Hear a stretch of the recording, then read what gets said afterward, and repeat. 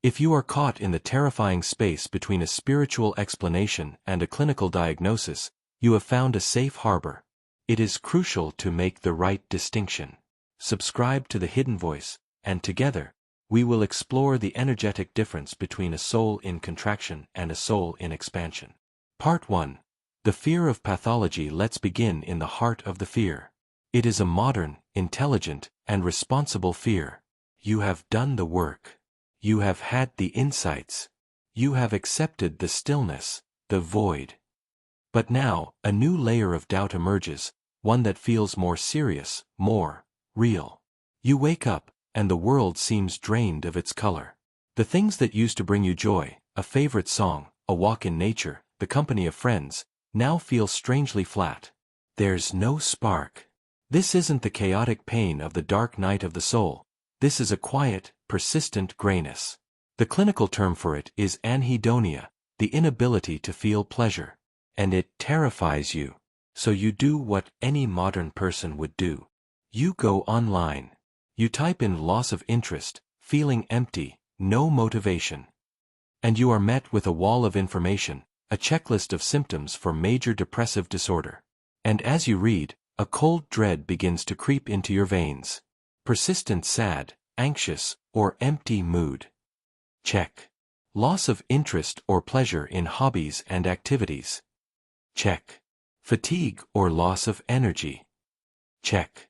With every box you tick, the narrative solidifies. There is something wrong with me. This isn't a sacred, spiritual passage. This is a chemical imbalance. I'm not integrating. I'm disintegrating. I'm using spiritual concepts to deny a real, clinical illness. This fear is different from the other spiritual doubts. It feels more concrete. It carries the weight of medical authority. It whispers that you are being naive, that you are spiritually bypassing a serious mental health issue. It suggests that you need not a guru, but a doctor, not meditation, but medication. And this creates a profound and painful conflict. A part of you, the deep, intuitive part, senses that this state is different from past bouts of sadness. It feels cleaner, quieter. But the logical, rational mind, armed with a checklist from the internet, is building an airtight case against you. You feel caught. If you claim this is a spiritual state, are you being irresponsible? Are you ignoring a real problem that needs real help? But if you accept the diagnosis of depression, does that invalidate your entire spiritual journey? Does it mean the awakening was a delusion, a manic episode that has now crashed into a depressive one? The fear of pathology is the ego's last, most brilliant stand. Having failed to pull you back into the drama of ambition and fear, it now tries to pull you into the drama of being broken and ill. Because even a negative identity is still an identity. And the ego would rather be a depressed person than no person at all. It is crucial that we honor this fear, and that we approach this distinction with clarity, compassion, and precision. A brief, important disclaimer can be added here, voiced by the narrator. It is vital to state that clinical depression is a real and serious condition.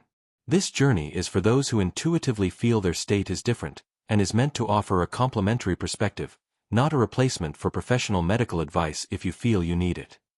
Part 2.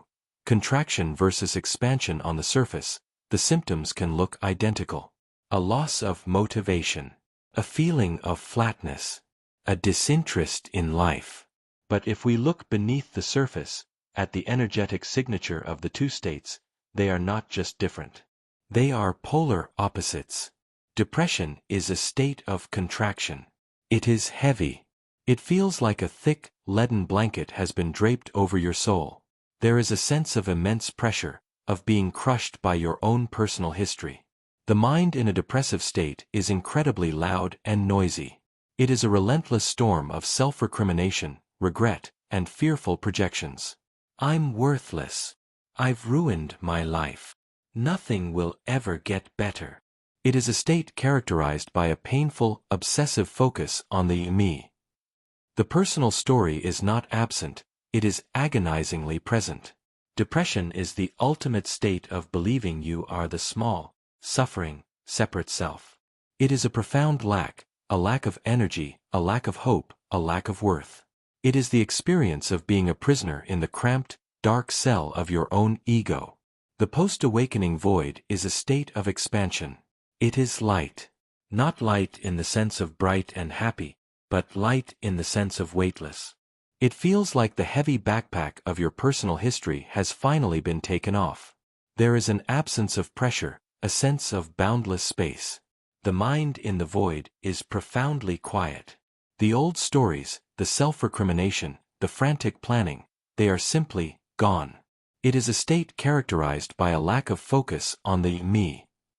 The personal story is not agonizing, it is absent. The void is the experience of what remains when the small, suffering, separate self dissolves. It is not a lack of something, it is the presence of nothing. And that nothingness is not a dead, empty nothing. It is a peaceful, neutral, and pregnant nothing. It is the experience of being the vast, silent room, not the prisoner within it. So you see the core difference. Depression is a noisy, heavy, personal contraction. The void is a silent, light, impersonal expansion. One is the feeling of being trapped inside your story. The other is the feeling of being free from your story. One is the prison of the ego. The other is the liberation from it. The world may look at both states from the outside and see only a person who is not doing much. But internally, they are universes apart. Your task is not to listen to the outer diagnosis, but to learn to read your own inner, energetic barometer. Part 3. The energetic diagnosis. Intellectual distinctions are helpful, but they cannot free you from the fear. The fear lives in your body, and it can only be answered by the wisdom of your body. So, we will now perform a diagnostic experiment. Not a mental one, but an energetic one. You will become the sensitive instrument that reads your own inner state. Find a moment of quiet. Settle into your body, and take a single, grounding breath. We are going to compare two distinct, energetic signatures. First, I want you to recall a time in your past when you felt undeniably sad or depressed. A time of heartbreak, of failure, of deep loss. You don't need to dive into the story in detail. What we are interested in is the feeling tone of that state. As you bring that state to mind, feel its quality in your body. Feel its weight. It was heavy, wasn't it? A dense, leaden quality that seemed to pull you down, to make your limbs feel like they were made of stone. Feel its size. Did it feel vast and open? Or did it feel small, cramped, and constricted? Like the walls were closing in. Now, listen to its sound. Was it quiet? Or was the mind incredibly loud? Was it filled with a relentless, looping soundtrack of self-critical thoughts, regrets about the past, and fears for the future? A noisy, chaotic storm of me. And feel its texture. Was it clean and smooth? Or was it sticky? A tangled, messy, complicated feeling that was impossible to separate from the story of what happened. This is the energetic signature of depression.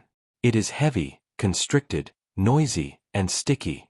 It is the feeling of being suffocated by your own personal story. Now, with an exhale, let that memory go completely. Let it dissolve. Come back to the clean, clear space of this present moment. And now, I want you to tune into the emptiness you are feeling today. The state you have been worried about. And let's assess it with the same instruments. Feel its weight. Is it heavy?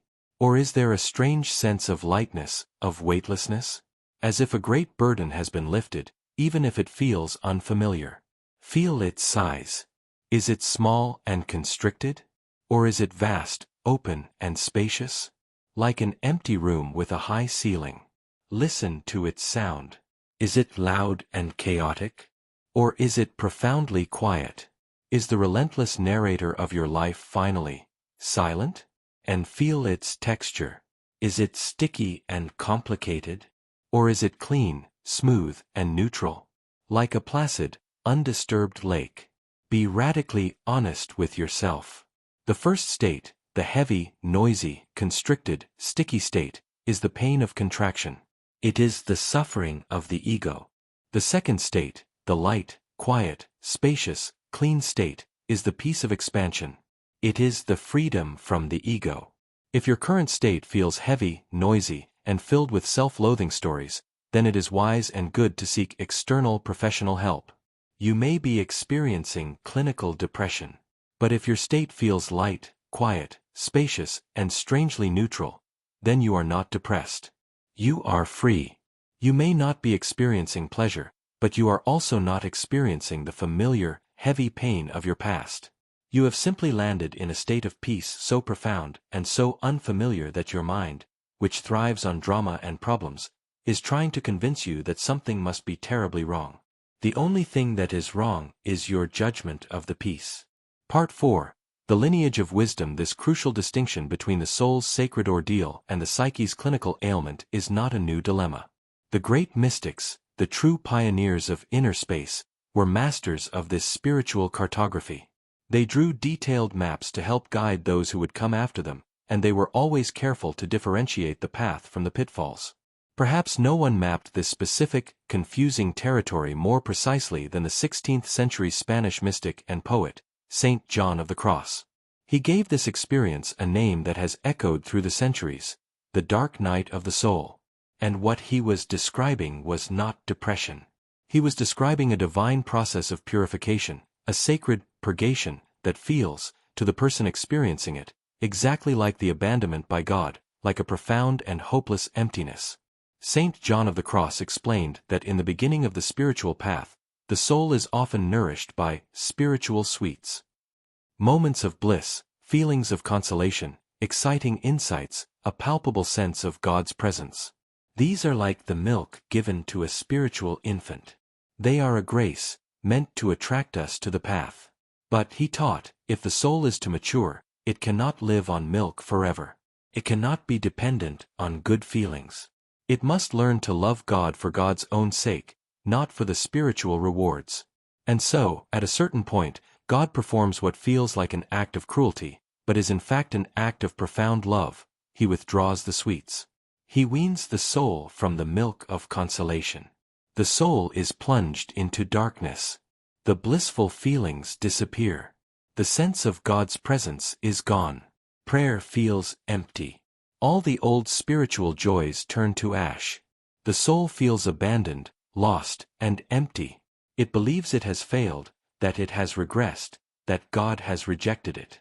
But St. John insisted this was the greatest sign of progress. This, he said, is the divine surgery. God is now purifying the soul at a much deeper level, burning away the subtle attachments to spiritual experiences, cleansing the roots of the ego's desire to possess even God. It is a passive purification, one that the soul cannot think its way through. It can only endure it, surrender to it, and trust it. This is a perfect map for what you are experiencing. You have been weaned from the sweets of the ego. The dopamine hits of achievement, the validation of others, the drama of striving, all the things that used to make you feel alive have been withdrawn. And now, you are being weaned from even the spiritual sweets of the initial awakening. The bliss, the ecstasy, the cosmic fireworks. You are being plunged into a profound, neutral emptiness. And your mind, like the immature soul, panics. It interprets this absence of stimulus as a sign that you have failed, that you are depressed. But the wisdom of the dark night teaches us, this emptiness is a grace. This is the divine recalibration in its most potent form. You are not being abandoned. You are being purified of your need for any state, whether painful or blissful.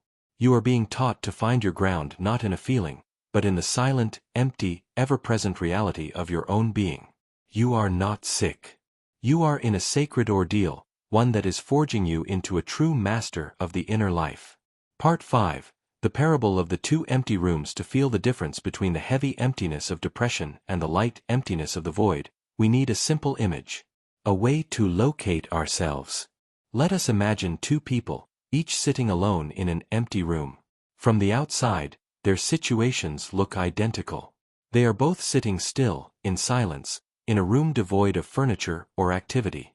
But their inner experiences are universes apart. Let's meet the first person. His room is small.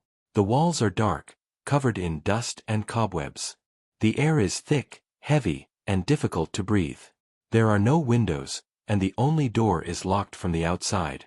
He is a prisoner here. As he sits, his mind torments him. It replays every mistake he has ever made, every word he regrets saying. It projects terrifying images of a future where he will be forever alone, forever a failure. The emptiness of the room is not peaceful, it is a mirror of the emptiness he feels inside himself. He feels worthless, hopeless, and powerless. The silence is not a relief, it is the deafening sound of his own insignificance. He is desperately trying to escape the room, rattling the locked door, pounding on the walls, but his struggle only serves to kick up more dust, making the air even harder to breathe. He is not just in the empty room, he believes that he is the empty room, small, dark, and worthless. This is the room of depression. Now, let's meet the second person. Her room is also empty, but it is vast. The walls are clean, white, and they seem to stretch infinitely upwards into a luminous ceiling. The air is light, clear, and cool. There are no doors and no windows, not because it is a prison, but because the room itself is boundless. It has no outside. She, too, is sitting in silence. But her mind is not tormenting her. The old stories of her past and future have faded away. The relentless narrator is silent. The emptiness of the room is not a reflection of her own lack, it is a reflection of her own nature. She realizes that she is not the small person sitting in the room. She is the room. She is the vast, silent, spacious awareness in which the small human form is sitting. The emptiness is not a threat, it is her own profound peace. The silence is not the sound of insignificance, it is the sound of pure potential. It is the canvas upon which any masterpiece could be painted. She is not trying to escape the room, she is resting in the discovery that she is the room itself. She is free. This is the room of the void. Now, I ask you, as you sit here, in the emptiness of your own experience, which room are you in? Are you in the small, dark, heavy prison of a personal story, feeling the walls close in? Or are you in the vast, bright, light gallery of impersonal presence, feeling the space open up infinitely? Are you the prisoner, or are you the room? Your fear that you are depressed is the voice of the prisoner, terrified of his small, dark cell. The truth of your being is that you are the gallery, vast and free. Your work is not to redecorate the prison cell. It is to recognize that you were never in it in the place. You were, and are, the boundless space itself. Part 6. Choosing your room. Does this parable clarify the nature of your own inner space? Can you feel the profound difference between the heavy emptiness of the prisoner and the light emptiness of the gallery? If this distinction brings a sense of relief, of quiet recognition, then I invite you to ground yourself in this community of architects of inner space. Subscribe to The Hidden Voice. This is a place where we learn to distinguish between the prisons of the mind and the palaces of consciousness, and support each other in choosing freedom. And now, we must make that choice conscious and deliberate. For as long as you are ambivalent, the fear will persist. The mind will continue to try and convince you that you are in the dark, small room. You must claim your true residence. This is an act of sovereign self-definition. Find your center. Feel the actual space you are in right now. The vastness of the air, the silence beneath the sounds. Connect with the part of you that is the awareness of all these things. And from that spacious place, make this internal declaration.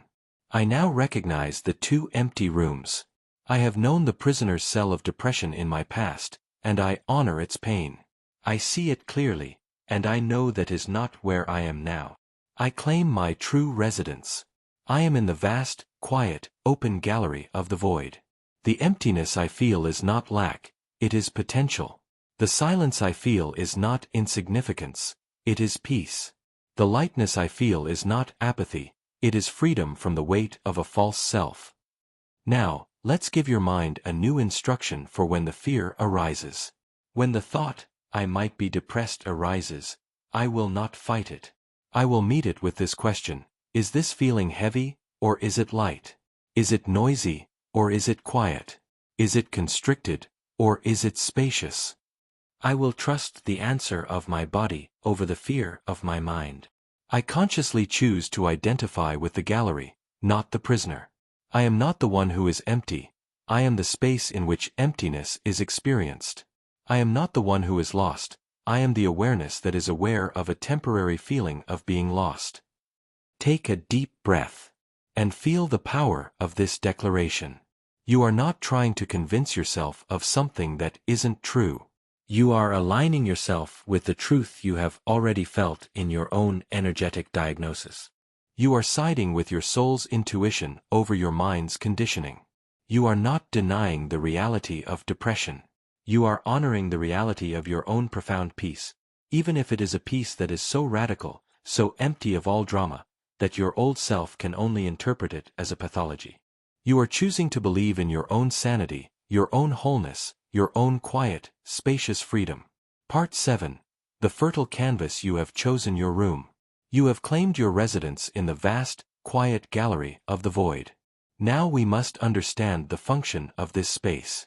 Why is it necessary? Why must the soul pass through this state of profound neutrality? It is because you cannot paint a masterpiece on a canvas that is already covered in old sketches and scribbles. Think of your mind and your energetic system before this process began. It was a canvas, but it was anything but blank. It was covered in the chaotic graffiti of your past, the thick, dark lines of your traumas, the frantic, anxious scribbles of your fears, the bold, arrogant brushstrokes of your ego's ambitions, the faded, sentimental sketches of your attachments. The canvas was cluttered, noisy, and completely covered. Even if a divine inspiration, a truly new and beautiful idea, tried to express itself through you, it would be distorted. It would have to fight for space. Its pure color would be muddied by the old paint underneath. This is why so many of our best intentions in the past led to complicated or painful results. We were trying to paint a sacred image on top of a profane mess. Depression, to extend the metaphor, is the experience of being obsessed with the ugliness of the old painting. It is staring at the chaotic mess, believing, "This is me," and feeling hopeless about ever being able to change it. The void, the dark night of the soul, is the divine art restorer at work. It is a process of sacred stripping. The universe, in its wisdom, has dipped a divine cloth in a powerful solvent, and it is gently, meticulously, wiping your canvas clean. The feeling of emptiness is the feeling of the old paint dissolving. The loss of interest in old hobbies and ambitions is the feeling of the old, familiar images vanishing. The sense of your identity fading is the feeling of the signature at the bottom of the painting being erased. This process can feel terrifying, like a destruction. But it is not a destruction. It is a restoration. It is the loving removal of everything that is not the original, pristine canvas. The void is the experience of the blank canvas. It is not ugly. It is not beautiful. It is simply ready. It is a state of pure, fertile potential. It is the necessary prerequisite for a true masterpiece to be created through you. While depression is an infertile state, a loop of rumination that creates nothing new, the void is the most fertile state of all. It is the womb of all true creation. It is the silence from which the most beautiful music is born. It is the darkness of the soil in which the seed of your true purpose can finally, without competition, begin to germinate. Your fear that nothing is happening is a profound misunderstanding of the process. The most important thing that could possibly happen is happening. Your canvas is being cleared. The ground is being prepared. And soon, when the canvas is clean and the ground is fallow, a new artist, your soul, your true self, will pick up the brush for the first time. Part 8. Cultivating the void. Your task now is not to try and paint on the canvas prematurely. Your task is to become a guardian of the clean canvas. To protect this fertile emptiness from the old graffiti of fear and self-judgment. These are the rituals of the sacred art restorer. The first ritual, gratitude for the absence. Our minds are conditioned to seek positive feelings. When we don't feel joy or excitement, we assume something is wrong. This ritual retrains the mind to find the value in neutrality. Several times a day, whenever you notice the quiet emptiness, your practice is to consciously generate a feeling of gratitude for what is absent. Take a breath and say to yourself, I am so grateful for the absence of my old, familiar anxiety right now. I am so grateful for the silence in my head, for the absence of the relentless inner critic. I am grateful for the absence of the heavy weight of my past. I am grateful for the absence of the frantic need to prove myself.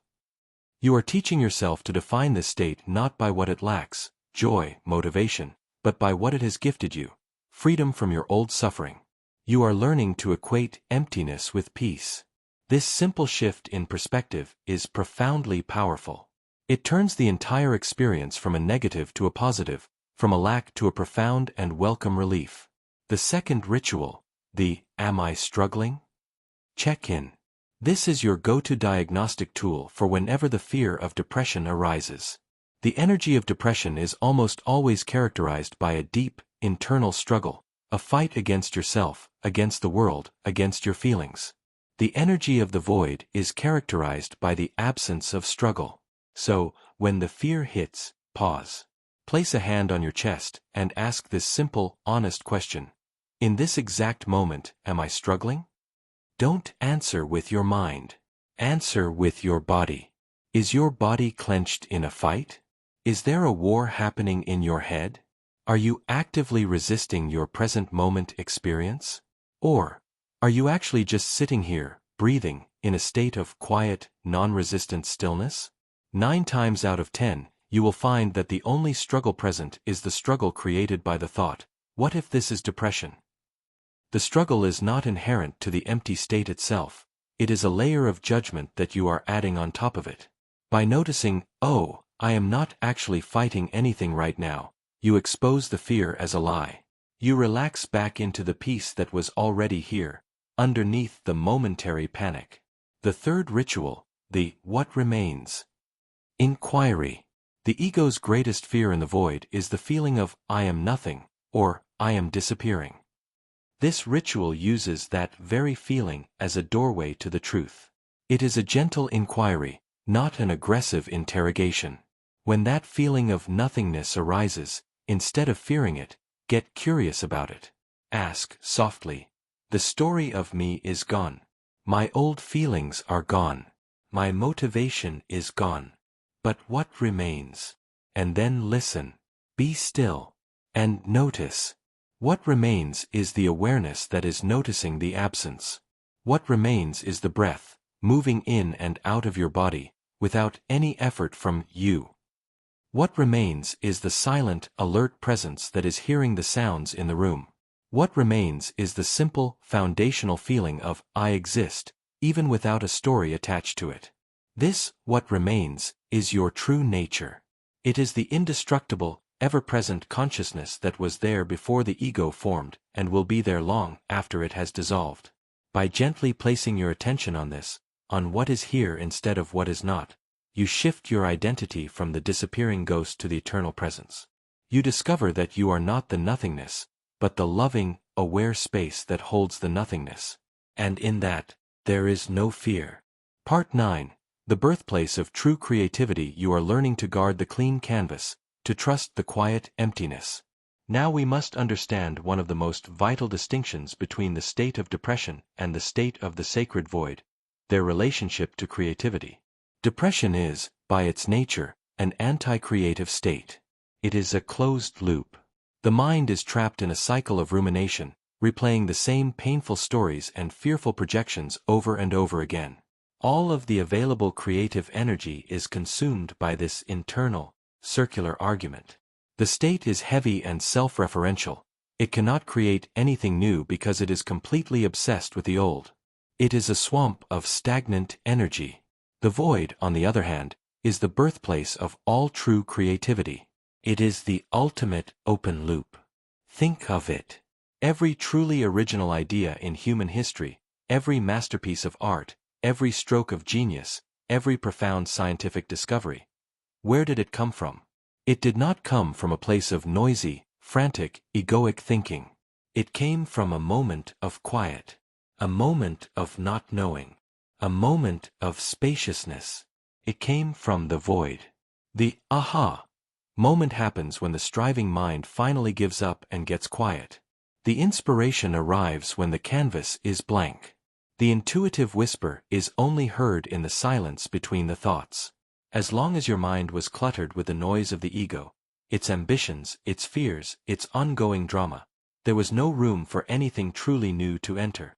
You were living in a house filled to the ceiling with old furniture. A divine guest could be knocking at the door, but there was simply no room for them to come in.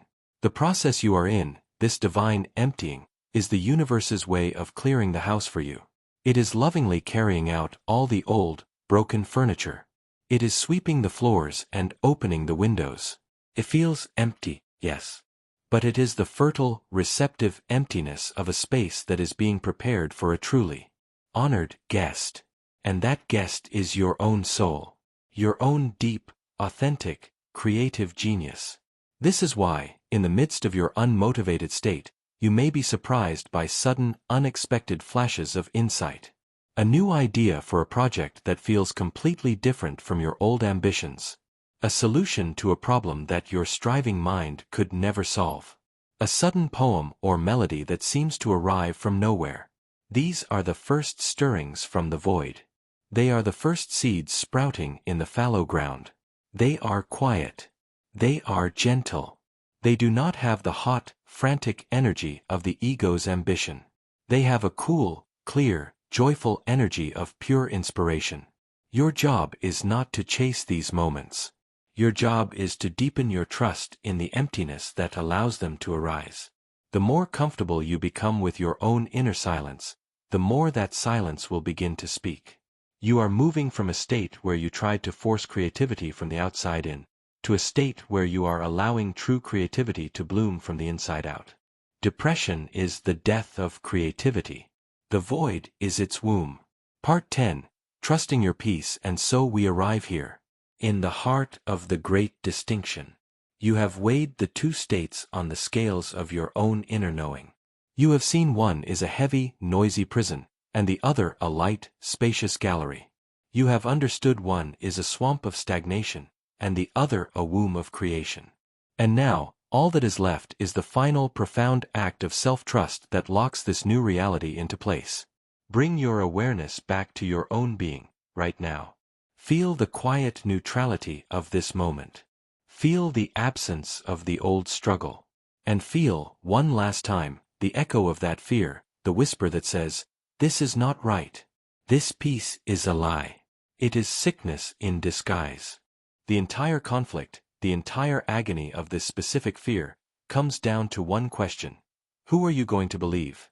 Are you going to believe the old, conditioned, fear-based thoughts of your mind, which can only interpret the unfamiliar as a threat?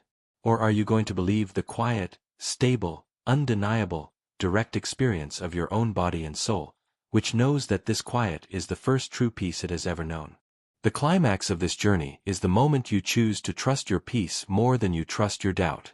It is the moment you realize that the fear of being depressed is the only thing that feels like depression. The fear itself is the heavy, noisy, contracted state. The underlying emptiness it is judging is, in fact, perfectly, serenely, peacefully fine. Let this be the epiphany. You are not a sick person experiencing a strange kind of peace. You are a peaceful person experiencing a residual, habitual fear. And you can let the fear go. You can finally say to that last most clever ghost of the ego, "I hear you. I see your fear. But I am no longer available for this story. I choose to trust what I feel, not what you think. And what I feel is peace." Feel the profound release in that decision. The final letting go. The war is truly over. You are not just accepting the void, you are championing it. You are claiming its quiet, neutral peace as your own true nature. The world may not understand this state. Your own mind may not understand it. But your soul recognizes it as home. It is the peace that passes all understanding, especially the understanding of your old, fearful mind. To trust this peace, to rest in it, to allow it to be your new foundation, is the ultimate act of spiritual maturity and self-love. You are not broken. You have never been more whole. This quiet, spacious peace is your truth. It is the sign of your healing, not your sickness. If this journey has helped you to trust in your own sanity, to claim your peace over your fear, then help us share this vital distinction with others. Subscribe to The Hidden Voice. Like and share this message. You may help someone who is needlessly suffering, someone who is judging their own liberation. Your interaction creates a ripple of clarity and permission in a world that is often confused about the true nature of the path. Thank you for your courage. Thank you for your trust. Rest now, not in emptiness, but in the profound, fertile, and peaceful reality of your own awakened being.